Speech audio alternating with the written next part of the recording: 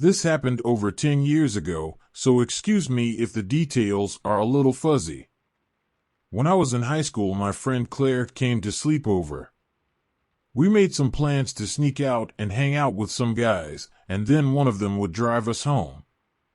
We go out to our friend's apartment, have some fun, and around midnight we decide it's time for us to head back.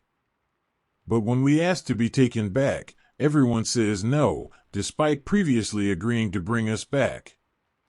Everyone said they were too drunk or too high, so we eventually decide to just start walking back, and we would make some phone calls to see if anyone could pick us up and bring us the rest of the way back. My house was a good 20 minutes away by car on the highway, so there was no way we were walking all the way back. The apartment was towards the back of the complex, so we start making our way to the entrance. We don't even get halfway there before a car slowly starts rolling up behind us.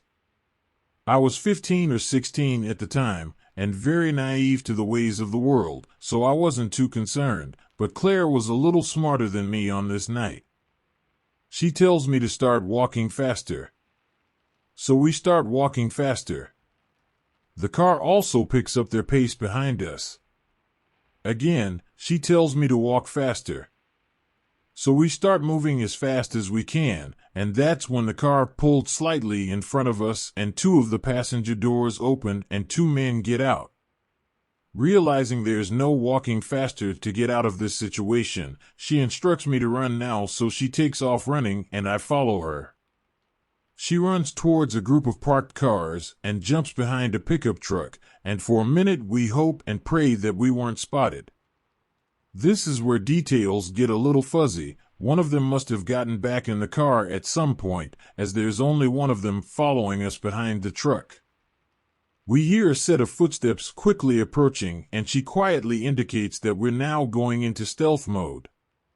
This man is on the other side of the truck that we're hiding behind.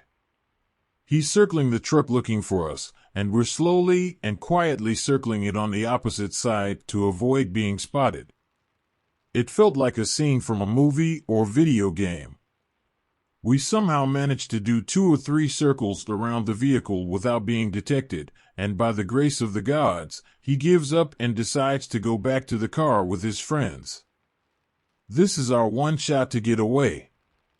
She tells me to run again, so we run for what felt like an eternity, but in reality was probably only 15 to 20 seconds. We find the pool house area and find a spot to hide. We were hidden behind some fences and bushes, and we're anxiously waiting to see if they discover us. Their car pulls around to the pool house, and we're biting our nails hoping they don't stop and get out. The car slowly drives away, and we realize we haven't been spotted. We were safe for now. But the car circled around the apartment complex for hours and hours and hours. They weren't giving up on looking for us. We were safe for the time being, but now we needed to find a way out of there.